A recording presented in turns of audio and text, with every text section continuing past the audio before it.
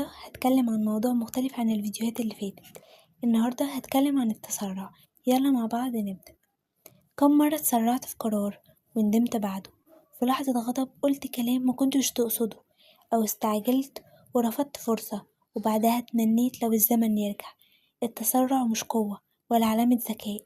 العاقل هو اللي يعرف يوقف، ياخد نفس، يفكر مرتين قبل ما يتكلم أو يقرر.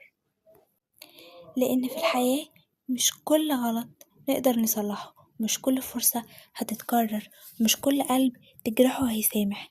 خليك دايما فاكر الهدوء في التفكير مش ضعف، دي حكمة. قبل ما تاخد أي خطوة اسأل نفسك، هل ده قرار ولا رد فعل؟ فكر، تأني، وكمل الطريق بثبات. مش كل كلمة لازم نرد عليها، مش كل استفزاز يستاهل طاقتنا. في ناس هدفهم يطلعوك من